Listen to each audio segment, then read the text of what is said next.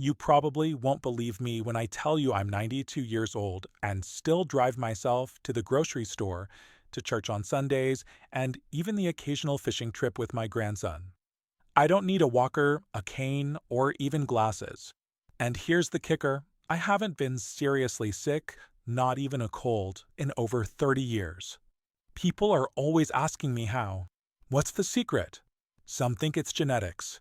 Some think I just got lucky, but I'll tell you right now, it's not luck. And it's not about having some magic bloodline either. It's about 5 simple habits I built into my life over time. Habits anyone can adopt, whether you're 42 or 82. So let me take you back to when this all started. I was 62 when I got the wake-up call. I had just retired, and for the first time in my life, I started paying real attention to how I felt, my energy, my appetite, how often I got sick, and even how often I was in a bad mood. Back then, I caught the flu every winter like clockwork. My back hurt most mornings, I had a bit of a gut, and I was starting to feel old. Really old. And that scared me. So I made a promise to myself that I would not just get old, I would age with strength. I wanted to be the kind of grandparent who could get down on the floor with my grandkids. The kind of man who didn't become a burden on his family. That decision right there was the first turning point. Now, let me tell you about the first of the 5 habits that changed everything for me. Habit number 1: I walked every day, no matter what. Sounds too simple, right? But I'm telling you, walking saved my life. I didn't start out walking 10 miles a day or anything fancy. Just a short, slow walk around the block. Every single morning. Whether it was cold, raining, or blazing hot, I showed up for that walk like it was an appointment I couldn't miss. At first, I thought it was just about getting some fresh air. But what I learned was that walking, especially outdoors, boosted my energy, cleared my mind, and kept my body moving just enough to prevent stiffness and pain. Over time, I added more distance, more pace. Eventually, I was doing the 3-mile walk every morning by age 70. That daily walk? It became my anchor. Even now at 92, I still take my morning walk, usually before 8 a.m. People underestimate how much benefit simple movement gives the body. It keeps the blood flowing, the heart active, and the joints flexible. Most importantly, it gives me a sense of purpose and momentum. Habit number 2: I ate like my grandmother taught me. You want to know what my grandmother never did? She never bought packaged food, never microwaved dinner, never drowned everything in sugar. What she cooked came from the garden, the butcher, or the farm. So when I got serious about my health, I went back to eating the way she used to feed us. No fad diets, no keto, no vegan, no counting macros. Just real food. Vegetables, beans, seasonal fruits, rice, eggs, fish, and a little bit of meat. I cut out soda, processed snacks, frozen meals, anything with an ingredient list longer than a sentence. And you know what? My body thanked me almost instantly. I stopped feeling bloated. My energy came back. My immune system? It was like I upgraded it overnight. Over the years, I added more fermented foods too: yogurt, sauerkraut, kefir.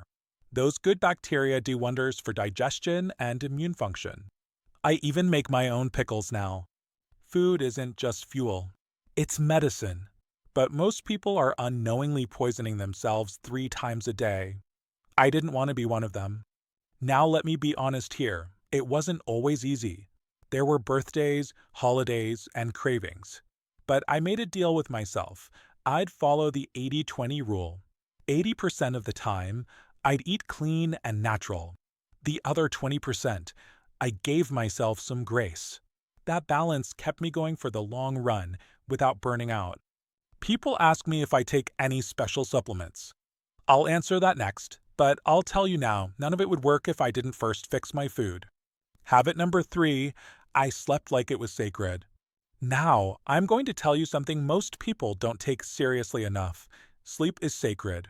In my younger years, I treated sleep like an afterthought.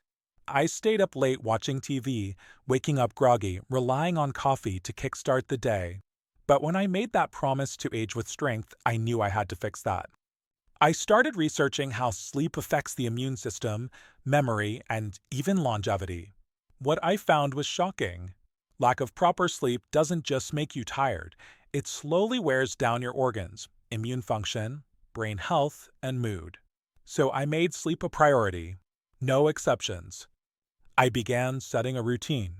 I go to bed by 9:30 p.m. and wake up naturally around 5:30 a.m. No screens an hour before bed. No heavy meals late at night. Instead, I'd drink a warm cup of chamomile tea, listen to some old jazz or nature sounds, and dim the lights. My body started recognizing the cues it knew when it was time to wind down. Now here's the key: consistency. Even on weekends or holidays, I stuck to that routine. Over time, my body rewarded me. I started waking up refreshed, no need for alarms or caffeine. I could think clearly. My memory sharpened. My energy stayed high all day. And let me tell you something personal: good sleep has kept my immune system strong. I'm convinced it's one of the biggest reasons I haven't been sick in 3 decades. Your body repairs itself during sleep. It's when your cells regenerate, when your brain cleans itself out like a janitor after hours. If you cheat sleep, you're cheating your own body. So I ask you, are you treating sleep like a luxury or a necessity? Because the moment I started treating it like a sacred ritual, everything changed. Habit number 4. I stayed curious and never stopped learning. Now, this one might surprise you. Most people think good health is only about diet and exercise, but let me tell you, the mind is just as important as the body. And nothing keeps the mind young like curiosity. At age 65, I started learning Spanish. Just for fun. At 70, I taught myself how to play the harmonica. At 75, I joined a local book club with people half my age. And just a few years ago, I started watching documentaries about astronomy. Imagine that: an old man staring at the stars, trying to understand the universe. Why? Because learning keeps you alive. It keeps your brain active, flexible, and sharp. The moment you stop learning, you start decaying mentally and emotionally. That's when the fog rolls in. That's when people start forgetting where they put their keys, or worse, who they are. Every day, I try to read something new, even if it's just a few pages. I write in a journal every evening. I ask questions. I talk to young people and listen to their ideas, even if I don't agree. I keep my brain moving just like I keep my body moving. And there's more. It's not just about staying sharp. Being curious gives you something to live for. A new hobby, a new challenge, a reason to get up in the morning. When you're excited to learn, you're excited to live. That spark? It keeps the darkness of depression, loneliness, and apathy far away. So whether you're 29 or 79, I say this: stay curious. Try something new. Read a book you wouldn't normally pick up. Take a class. Ask questions. The world is still full of wonder, no matter your age. Habit number 5. I chose people who made me feel alive. This one might be the most important of all. The people you surround yourself with shape your health more than you know. At one point, I had to make some hard decisions. Some people in my life, lifelong friends, even family, became toxic. They constantly complained, brought negativity, drained my energy. It wasn't easy, but I had to create some distance. Instead, I chose to spend my time with people who made me laugh, who challenged me, who inspired me to be better. My church group, my neighbor who loves gardening, my granddaughter who calls just to tell me about her day. These connections? They're like sunshine to the soul. Social health is often overlooked, but loneliness kills. It's linked to high blood pressure, depression, even early death. So I made it a habit to reach out, to check on others, to host dinners, to send birthday cards, to be present. And you know what happened? I built a circle of people who actually care, who fill my days with joy, stories, laughter, and meaning. They remind me that I'm not just an old man, I'm still me, still useful, still loved. That alone keeps me young. You know, When people hear my age and the fact that I still drive, still live on my own, and haven't had the flu in 3 decades, they usually laugh and ask, "What's your secret supplement?" But I'll tell you the truth, there is no magic pill. It's those 5 habits I just shared: walking, eating clean, sleeping deeply, staying curious, and surrounding myself with life giving people. But there's one more thing, something less of a habit and more of a mindset. I want to talk about it now because it might be the difference between just surviving and truly living as you age. This secret mindset: I chose gratitude over complaint. As I got older, life didn't get easier. My wife passed away in her early 70s. My brother died of cancer. Some of my closest friends faded from this world before we even hit 80. I've had arthritis in my left knee. I've been lonely at times, no doubt. But through all of that, I made one choice again and again: to be grateful. Gratitude is more than a feeling, it's a decision. Every morning when I get out of bed, before I even brush my teeth or check the weather, I say out loud 3 things I'm thankful for. Some days, it's something big, like hearing my great-granddaughter say, "I love you" on the phone. Other days, it's small, like the smell of fresh bread or the sound of birds outside my window. This one habit has rewired my brain. It keeps me focused on what I have, not what I've lost. It keeps me strong in spirit, not bitter in heart. And that, I believe, is one of the greatest medicines we have. You can eat kale, take vitamins, sleep 8 hours a night, but if your heart is full of resentment and sadness, your body will follow. I've met many folks in nursing homes in their 80s and 90s who did all the right things, but their minds were weighed down by anger, regret, and fear. And you could see it on their faces. You could hear it in their stories. It was like life was a burden to them. I never wanted to become that kind of man. So I practiced gratitude like it was a workout. And over time, my spirit became stronger than ever. I noticed something else, too. People wanted to be around me more. Because gratitude is magnetic. When you're grateful, you're warm. You're peaceful. You're enjoyable to be around. It's not about being fake. It's about choosing where to put your focus. And I always choose the light. Aging isn't something to fear, it's a privilege. People often ask if I'm afraid of dying. I'm not. I've lived a full life. I've seen war and peace, rotary phones and smartphones, heartbreak and miracles. And now, every year I consider a gift. You know why? Because so many people never made it this far. Aging, to me, is not something to fight, it's something to honor. Every wrinkle tells a story. Every gray hair is a lesson. I earned all of this. And I'm proud of it. But that doesn't mean I let go. I still learn. Still move. Still laugh like a kid when something catches me off guard. Still flirt with the grocery store clerk when she smiles at me. Still cry at a good movie. Still dream about things I want to do before I go.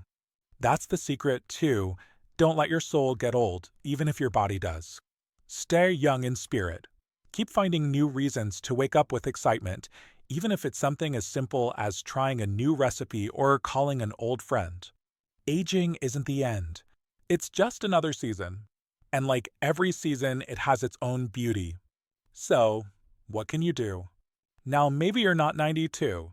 Maybe you're 52 or 62, or even 25 and watching this because you're curious.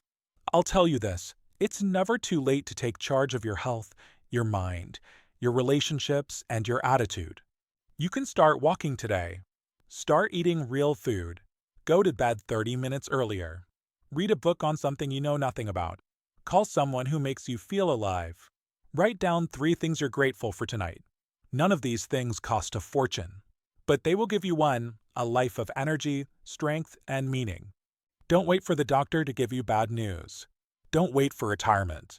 Don't wait until you're forced to slow down. Take control now while you still can. I'm not special. I just made small choices every day for a long time. And now here I am, 92 years old, still behind the wheel, still living fully. And you can, too. Now that I've shared the habits and mindset that shaped my life, Let me tell you something I wish more people realized sooner.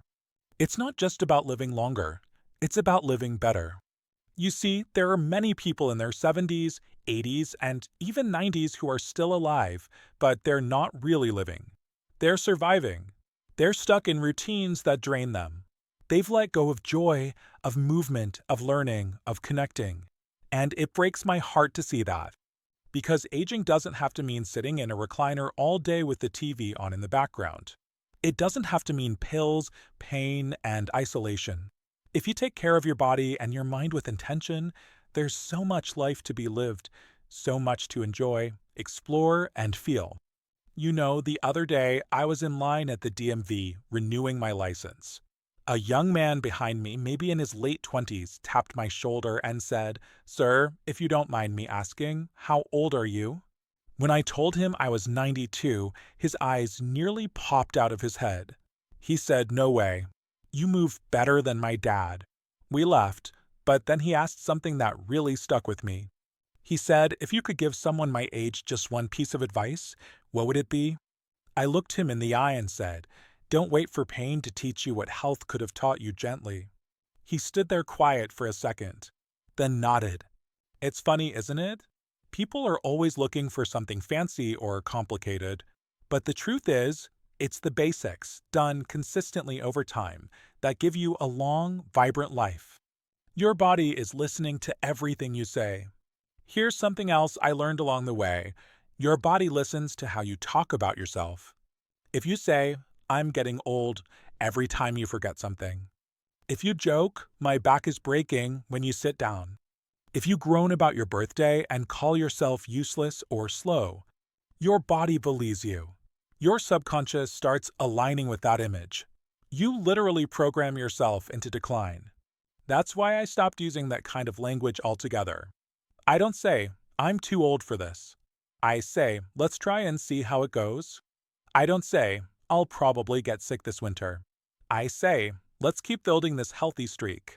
It's not about denial, it's about direction. You're steering the ship, even with the words you use every day. Speak to yourself like someone who deserves strength, someone who is capable, someone who is growing even at 92. Movement, even in small doses, is a miracle. Let me circle back to movement for a moment, because people often underestimate what it can do, especially after a certain age. I didn't become a gym goer. I didn't hire a personal trainer, but I moved every day. That movement has saved my joints, helped me sleep, reduced stress, and most importantly, kept my independence. I still carry my own groceries. I still garden. I still sweep the porch. I've seen people in their 60s give up on moving because of one injury or diagnosis. And I get it, it's scary. But giving up movement completely? That's like throwing away the last match you have in a snowstorm. Don't do it. Start small. Move your arms in circles. Wiggle your toes. Stretch slowly. Go for a walk to the mailbox. That one movement can lead to another. And soon, you're building momentum again. Your body wants to work. You just have to give it the invitation. Don't let the world convince you you're done. This world, sadly, often tells older folks to sit down and be quiet, that our best days are behind us, that we've become invisible. Well, I say no to that. You are not done. You are not irrelevant. You are not someone to be pitied. You are a well of wisdom, a living archive, a story in motion. If you still have breath in your lungs and a beat in your heart, then you still have purpose. Even if that purpose is just to inspire the next generation with your story, or to smile at a stranger, or to take care of your health so that your family can have more years with you. I once read something that changed how I think about aging. It said, "Old age is like climbing a mountain. The higher you get, the more tired you may become, but the more breathtaking the view." Isn't that the truth? So climb.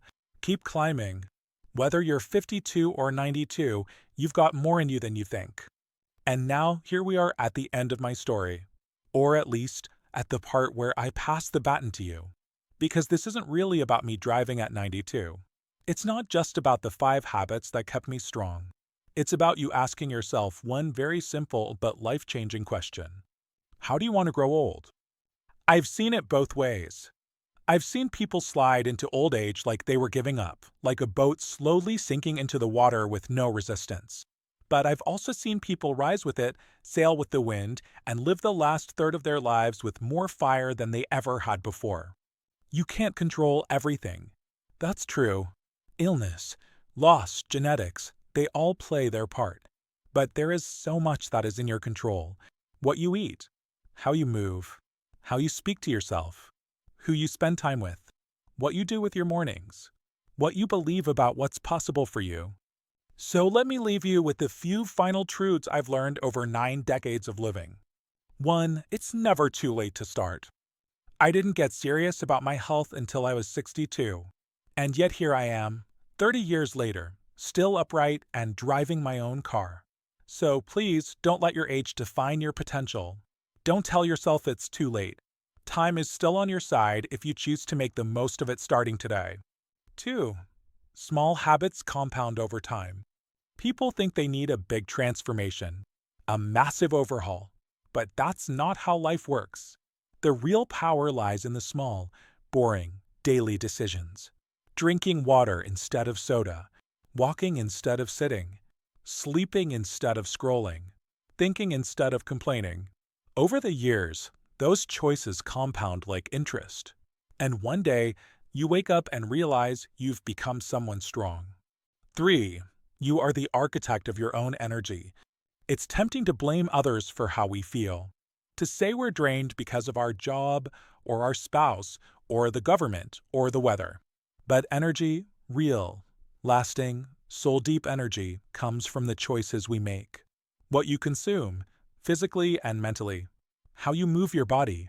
What thoughts you allow to stay in your head. Protect your energy like it's gold. Because it is. 4. Laughter and love are the best medicine. I've had my share of loss. My wife, my siblings, several friends. But even now, at 92, I still laugh every day. Sometimes at myself. Sometimes at an old joke I've told 100 times. And love? I find it in the little things my family, my neighbors, even strangers. I wave. I smile. I listen. And I keep giving my heart room to feel. That keeps it young. 5. Don't just add years to your life. Add life to your years. Longevity is a gift. But what matters most is how you live it. I've seen people live to 100 and be miserable. And I've seen people live to 75 and be radiant. The goal isn't just to live long, it's to live well. To make your time here count. To experience joy, curiosity, connection, and meaning in every season. So wherever you are on your journey, I encourage you to ask yourself, what kind of future am I building with the habits I have today? You don't need to overhaul your entire life overnight. Just pick one habit. Start small. Be consistent. Show yourself the same care you'd give someone you love. And watch what happens. I'm not a doctor. I'm not a celebrity. I'm not selling you anything. I'm just a 92-year-old man who still drives, still smiles, and still wakes up every day feeling grateful to be here. And if I can do it after everything I've been through, then so can you. Take care of yourself. You're worth it. If this message spoke to you, if it made you reflect or even smile, do me a small favor. Share this video with someone you care about. It might be just what they need to hear today. And if you want more stories, advice, and wisdom from someone who's walked the long road, subscribe to the channel. We're building a community here where age is celebrated, not feared. Thank you for spending this time with me. Now go live well, and I'll see you on the road.